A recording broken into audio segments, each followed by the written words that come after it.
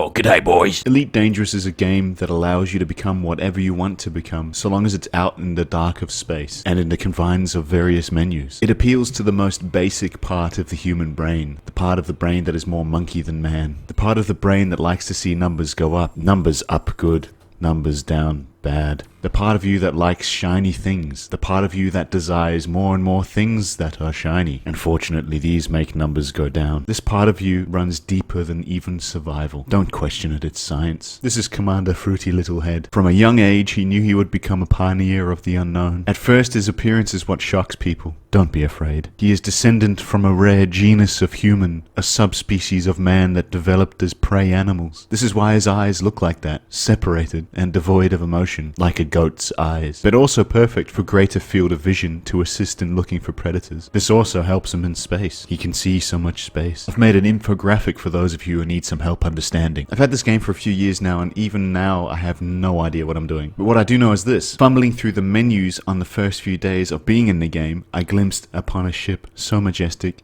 so perfect. As I navigated the menus, it was the pearl that shone through the void of my confusion. The confusion of all these menus. What does this thing do? What is an interstellar factor? Who is that? Who's this person? All these things are quite confusing for Fruity Little Head. I must have this ship. There are a couple of problems though. One, I need 250 million credits. I have no money!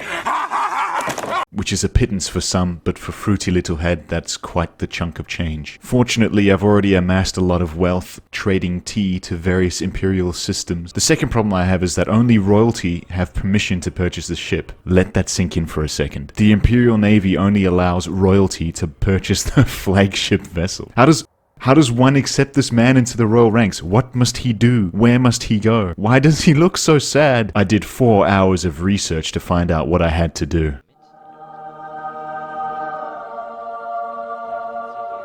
Okay.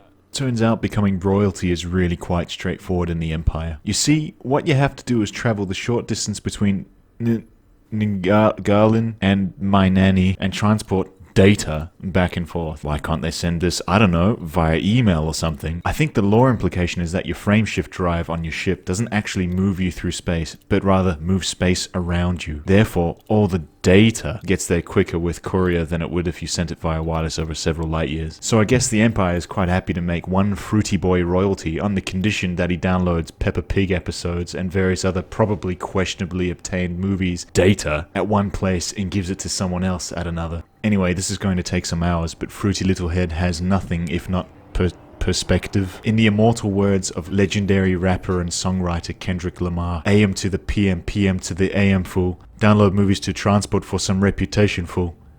That second part isn't what he said. As an experienced movie smuggler, you can see that they have already promoted me to my imperial rank count, which according to Wikipedia is 3 ranks away from Duke, which is the rank I need for permission to buy the Imperial Cutter. Now, I've already been doing this for some time as evidenced by my Count rank, but make no mistake, getting from Count to Duke takes just as, if not longer than getting from the first rank to Count, or so the internet says, making this a very tedious and time-consuming task. One of my various coping mechanisms has been to boost towards the target station I'm supposed to land on, and then throttle down so that the auto-docking system takes over. Do I hear you asking why? Well, the auto-docking system freaks out and tries to correct the fact that we are hurtling at 500 meters per second through space towards a solid object only a couple kilometers away. I see in this instance it worked out just fine. I will become a responsible and respected royal member of the Imperial Navy. But to be completely honest, most times it doesn't turn out fine.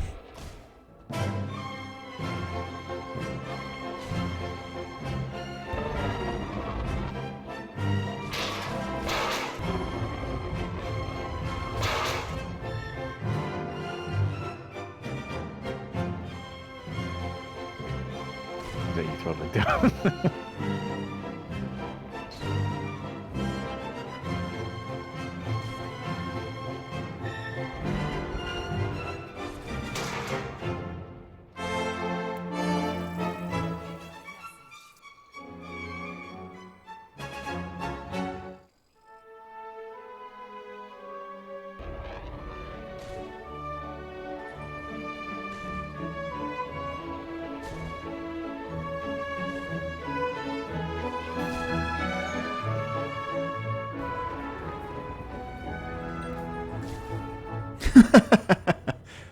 What just happened?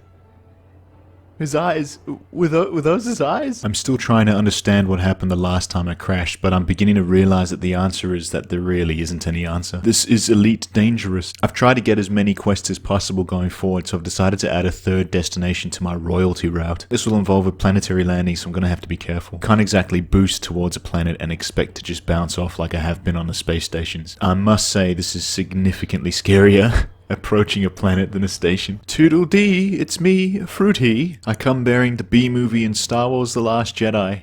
I'm told you can't have both, so you'll have to jettison one into space. I recommend jettisoning The Last Jedi. The B-movie is a classic. And now the return trip back.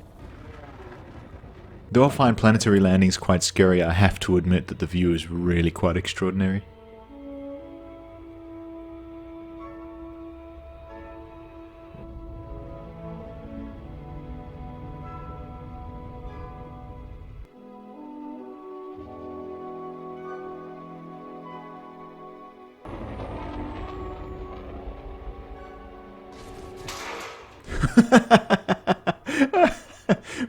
What's happening? Here's the thing about Fruity Little Head. Despite having skull cap antenna, he was always going to become royalty. Through adversity and fear, his field of view overcomes all. It is simply his destiny. Like Moses parted the Red Sea to the Promised Land, so too does Fruity pave the way for the prey-human subspecies to become something more. Something regal. And though his godlike determination led him to this moment, he's still down, empty. I mean, look how sad he looks. Having purchased the cutter now, am I happy?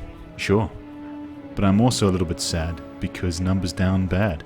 Monkey brain sad. But also this task didn't take 2 hours like YouTube promised. It took me a number of days. The better part of a week. But it was worth it. This ship is gorgeous and it's my first large ship. There is one problem though. How can a man of a prey species of humans start flying this thing around without becoming the hunter?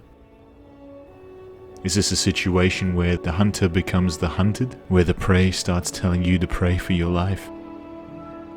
Fruity seems to think so. And maybe that's why he feels so empty. After all, his natural instinct is to run. To use his eyes to keep himself safe. Not anymore. I will control Fruity and we will destroy many things in this ship, and I can't wait to get it engineered and making sure it packs a punch. But just as I control Fruity, so too does Fruity control me. And I find his sadness overwhelming. So everyone, thank you for watching. If you enjoyed the video, please consider liking and subscribing. Still very much a growing channel, so really appreciate any support we get. If you do comment, I try to respond to everyone, so please do. I look forward to all of them. See ya.